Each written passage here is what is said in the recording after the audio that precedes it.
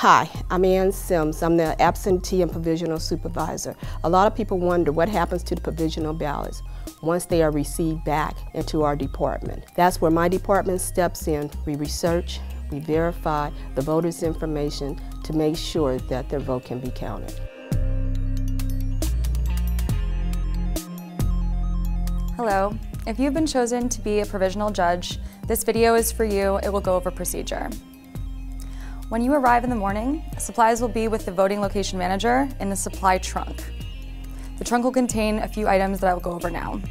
You will first have your supply envelope. It will contain a pen, tape, and your name tag. You will also have a packet of provisional ballots and your provisional ballot affirmation envelope.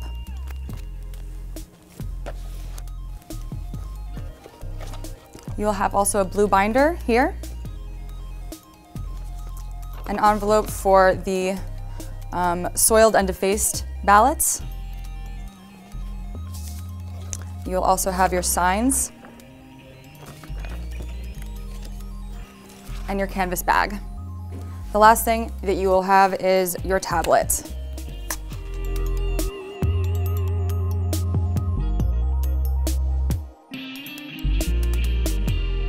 As you can see, this is how your table will be set up. And also within the blue binder, you will find all of the instructions and forms that you will need to process a provisional vote.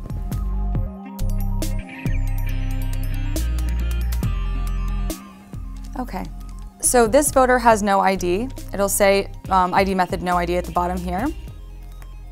You will then fill out the checklist.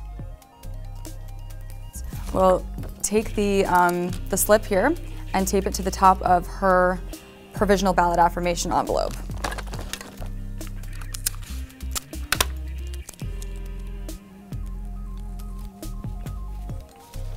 Like so. Then you can give them a pen and they go and fill out that envelope first. Thank you so much. When they bring the envelope back to you, you can use your provisional verification overlay to make sure that all the correct things have been filled out that need to be. See right here. Once you make sure that all of the correct information has been filled out on the envelope, take the red binder, print the voter's name, address, and stub number here in the red binder. Then you'll take the provisional ballot, leaving stub B attached,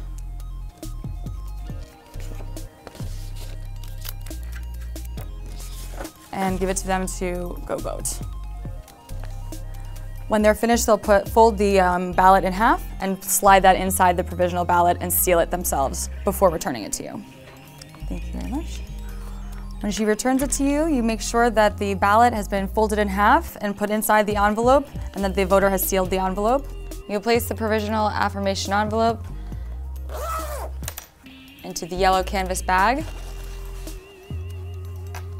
At this point, you will hand the voter, as you will every single provisional voter, a hotline sheet. The hotline sheet informs the voter that they have 7 days to call the Board of Election to verify their information. You will give this to them with their I voted sticker.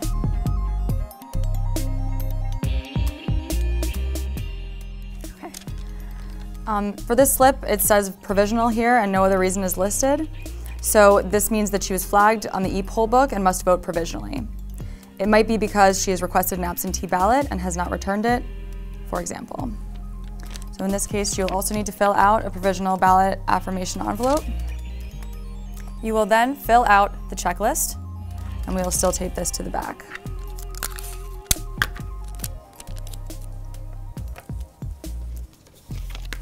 Once that's done, you can hand it to the voter so they can fill that out.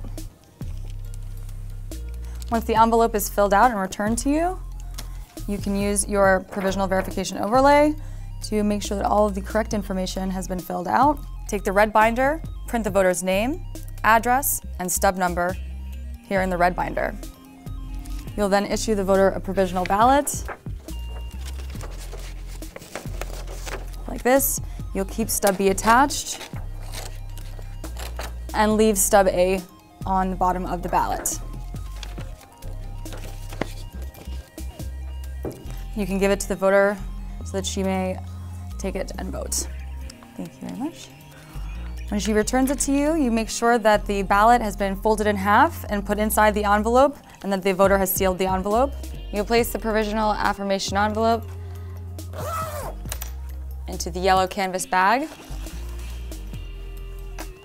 At this point, you will hand the voter, as you will every single provisional voter, a hotline sheet. The hotline sheet informs the voter that they have 7 days to call the Board of Election to verify their information. You will give this to them with their I voted sticker.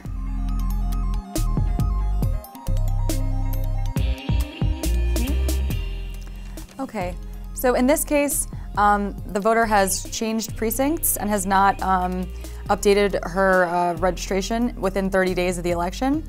So she's moving into this precinct to vote here. Also be issued the provisional ballot affirmation envelope. You will then fill out the checklist. Still tape that to the back here, like so.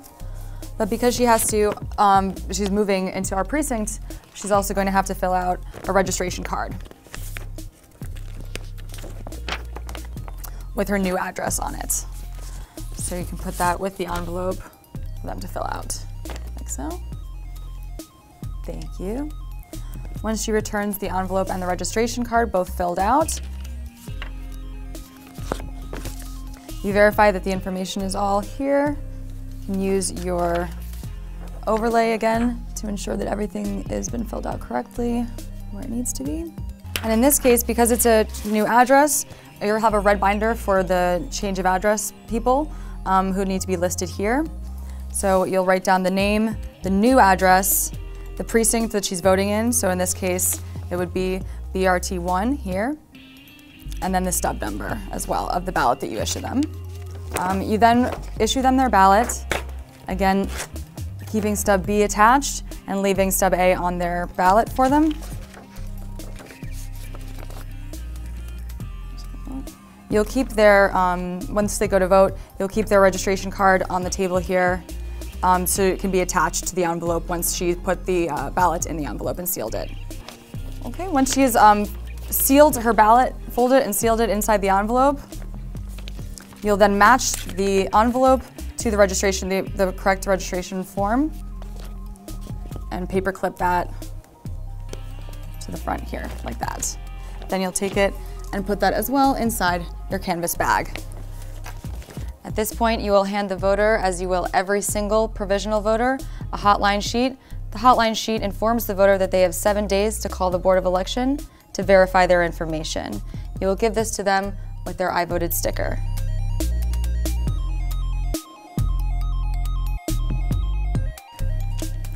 Okay, when you receive this kind of a voting slip, it means that the voter is not in the correct voting location. They will have been told as the e-poll book by the e-poll book worker as well, but we need to tell them again that their vote will not be counted if they demand to vote in the wrong voting location. So as at the provisional table, as a provisional worker, you will need to go through here and sign and write your name and the polling place name and attach that to the envelope, to the back here. If we do not attach this to the envelope, the vote will be counted, so it's extremely important that we do this.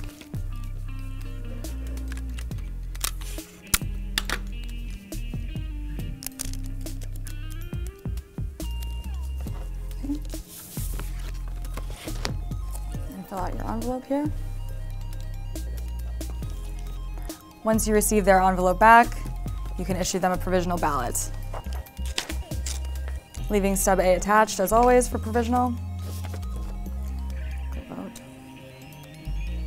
Okay. Once you make sure that the ballot is inside and sealed and this is still attached, you can place that into the yellow canvas bag.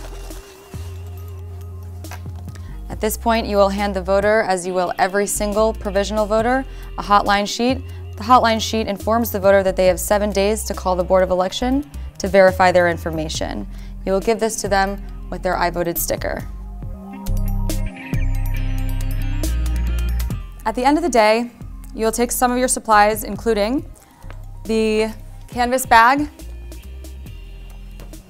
the soiled and defaced envelope, and any and all unused ballots, along with your tablet and you'll return those to the voting location manager.